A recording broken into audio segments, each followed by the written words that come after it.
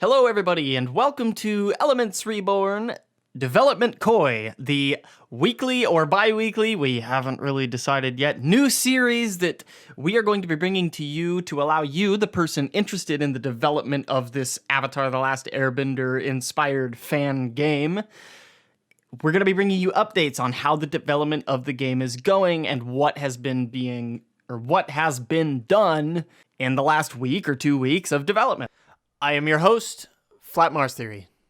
This is just a way for us to keep the information coming in a nice package, kind of roll things up, and then in the future, as this thing progresses, who knows, we'll be able to look back on it. I don't know.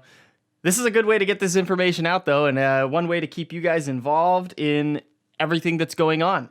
This being the first episode in the series, though, what we have is information as to what has been changed since the pre-alpha demo was launched last weekend.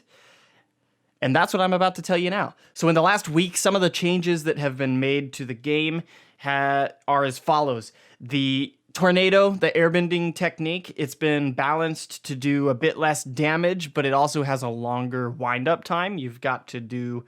It's a good trade, I would say. Fair balance. That thing was way overpowered. The lightning attack that I had complained was a little weak for lightning, what should be a bit more powerful. Well, have I got news for you? It's been buffed. It's going to do a lot more damage, but it also has a short time of wind up. I'm trying not to say casting because that makes it sound like a spell, but I mean, this early on in development, it basically is a spell until it has a more martial arts aesthetic to it. So it has a short casting time of about 1 to 2 seconds. The new map is still being worked on.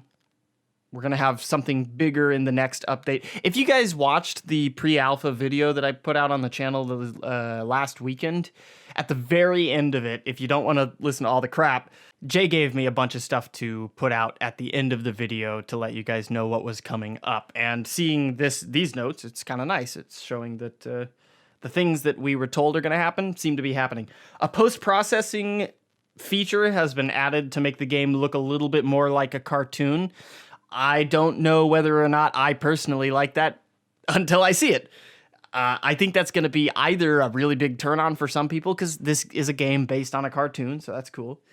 But on the other hand, I like the more mature aesthetic that it has in the pre-alpha. So early on that it's going to change, I know it is, but I really liked how it looked already. So I'll be interested to see how that cartoonier appearance ends up looking.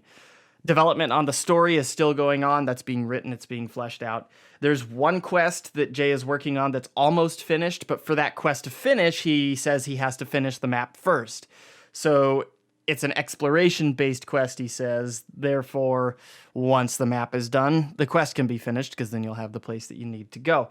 He has 2 NPCs now that walk around the map at the moment. That's cool. The last time the pre-alpha launch that we have, they only teleport, but they're all static. Nobody is walking around the map at all other than the player character. And that's what we've done so far this week. Quick recap. The tornado has been balanced. It does less damage, but has a longer wind-up time. The lightning does more damage, but has a shorter time of casting. The new map is still being worked on. Post-processing has been added to make the game look a little more cartoonier. We'll see what that looks like. Development on the story is still going on. One quest almost completed, but in order to finish it, the map has to be finished as well. And there are now 2 NPCs that will walk around the map for the next update.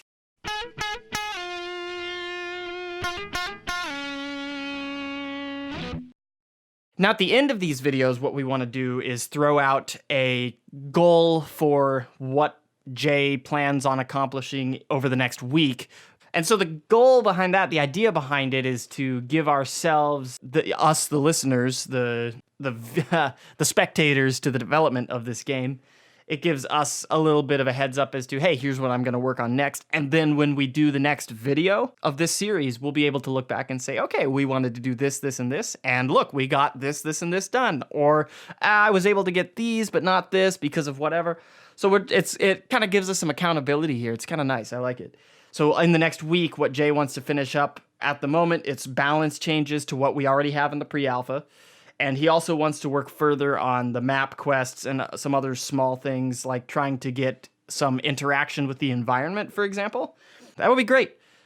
That's going to be a major factor in an Avatar game. Environmental interaction, especially with abilities. I mean, all of them. All of the bending abilities have direct correlation with environment. So getting some interaction with the game world is going to be great. So that about wraps us up for this first installment. If you guys want to get more involved in the development of the game, go to the Discord, give us some feedback, give us ideas, get active, get into the community, really make your presence known. The more people that we have talking, the better we get feedback, the better everything will go, the more involvement with the community this development has. So until next time, we will see you down the road, and thank you so much for watching.